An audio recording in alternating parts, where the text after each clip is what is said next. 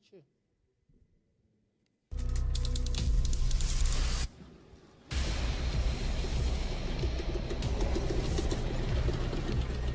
Vou escrever uma matéria sobre a presença exigida e por mim repelida de policiais espancadores na concentração.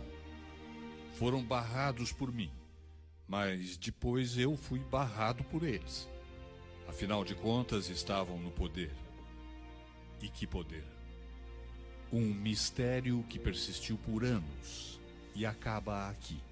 Personagem até hoje pouco conhecido e revelado. O Major Roberto Câmara Ipiranga dos Guaranis. Pelé também tinha os passos monitorados. Porém, de acordo com documentos do Serviço de Informações do extinto Departamento Estadual de Ordem e Política Social, o temido DOPS do Estado de São Paulo, qualquer possível desconfiança com o rei do futebol por parte do regime militar ficou para trás no dia 21 de outubro de 1970, pouco depois da conquista do tricampeonato mundial. Segundo os relatórios do DOPS, em visita ao gabinete do diretor-geral do órgão, Pelé contou que em jogos realizados no México e na Colômbia foi assediado por comunistas para assinar manifestos contra o governo brasileiro e que não concordou por ser contrário ao comunismo. O documento informa ainda que Pelé se prontificou a deixar isso público em pronunciamentos nesse sentido se fosse julgado conveniente. Tentamos ouvir Pelé através de seu assessor sem obter resposta. Que bom que a gente separa ele mesmo ensinou o caminho para a gente, separar o Edson e o Pelé. Então a gente pode continuar admirando o Pelé e separar o Edson, porque o Edson, infelizmente, naqueles anos que o bicho estava pegando, o Edson estava indo ao DOPS se propor a depor a favor da ditadura e, enfim, tudo isso. Então, ainda bem que a gente pode preservar o Pelé mítico e separar do Edson. E ele ensinou esse caminho para a gente. Eu acho que, e aí, assim, o trabalho continua muito nesse sentido, descobrir, tentar levantar a luz sobre algumas coisas. A gente tem outra coisa que é interessante a gente falar, é que, apesar disso tudo, o futebol ter sido muito utilizado como arma de propaganda. Aí vem 70, o Brasil é campeão do mundo, as pessoas morrendo na tortura, as pessoas indo embora do Brasil, mas o país numa euforia tremenda, Brasil campeão do mundo e ninguém dando muita conta do que estava acontecendo nas masmorras. Mas é importante a gente entender também que o futebol, esse mesmo futebol que foi utilizado pela ditadura em vários momentos, esse futebol também foi resistência. E isso, para mim, eu não tinha muita clareza quando fui fazer esse trabalho. Foi uma das coisas mais gratificantes para mim, ao longo desse processo todo. E, sinceramente, eu que leio muita coisa sobre o assunto, tinha especial interesse, não tinha tanta dimensão disso. E cavucando as coisas e conversando que eu fui descobrir isso. Futebol, muitas vezes, foi resistência, também no Brasil, e muito mais ainda no resto da América do Sul.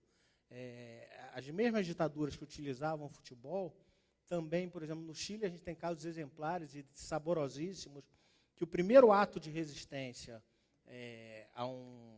à ditadura militar, que estava matando, estava torturando dentro do Estádio Nacional de Santiago, que é uma das coisas mais, é uma das experiências mais incríveis, assim, quem já foi, conhece, você chega lá e você o estádio se transformou em prisão depois do 11 de setembro de 73, e as pessoas viram um campo de concentração e genocídio. As pessoas morriam e eram torturadas ali dentro.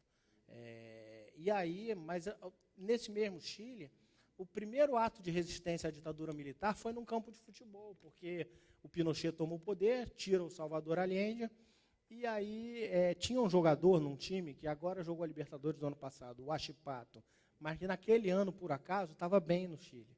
E nesse time tinha um jogador que se chamava Pinochet, que não tinha nada a ver com o Pinochet ditador. Então, as pessoas não podiam ir para a rua protestar, porque morriam, porque eram torturadas. Elas iam, mesmo que não era torcedor do Huachipato, ia para o estádio e começava o jogo inteiro.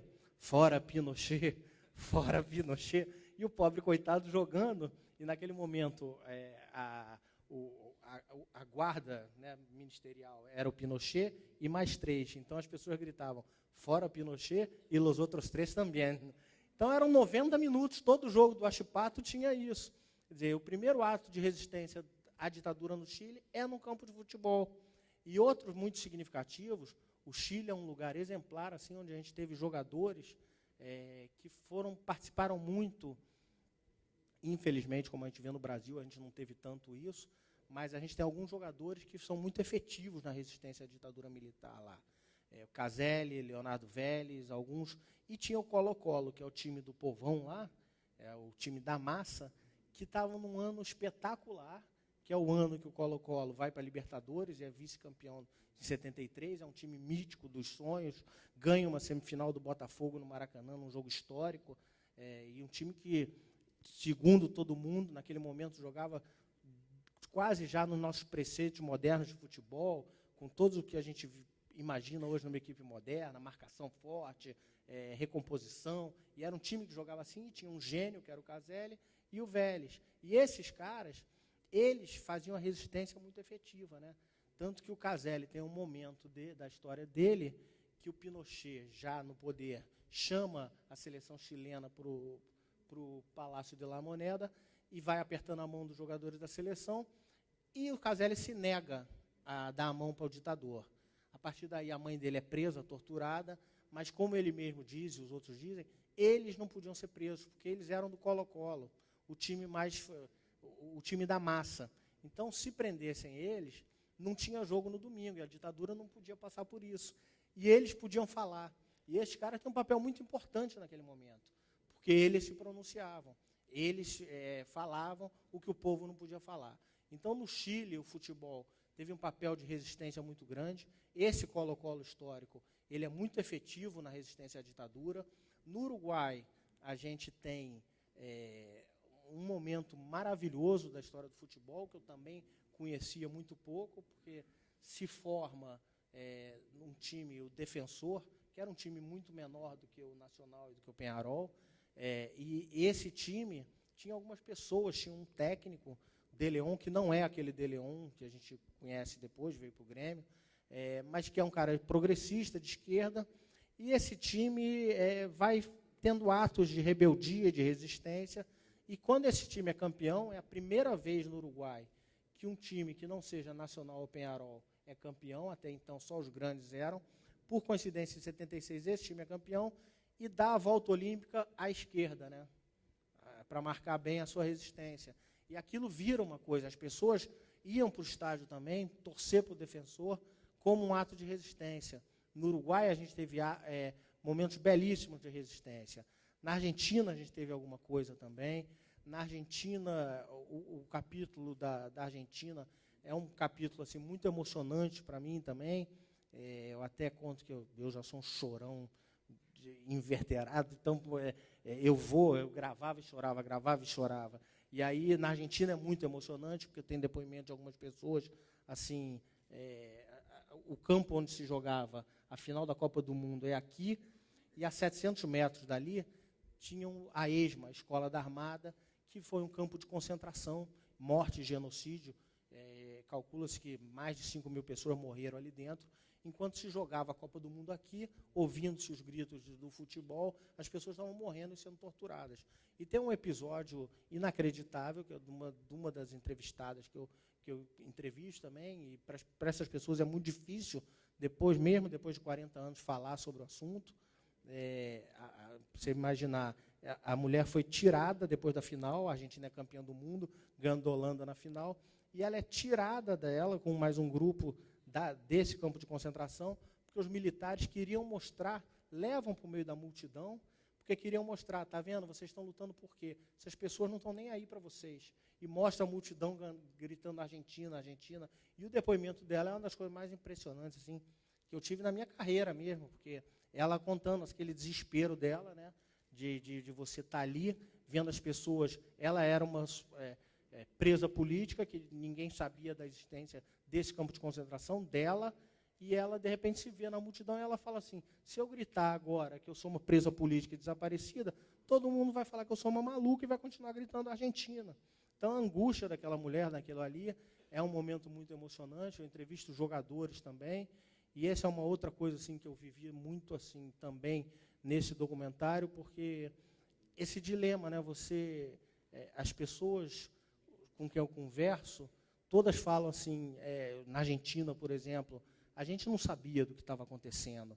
E aí você pensa, né, hoje em dia a gente tem as redes sociais, tem tudo, é mais fácil você acreditar, você não acreditaria nisso, mas naquele tempo talvez seja possível que eles não estivessem sabendo mesmo, né?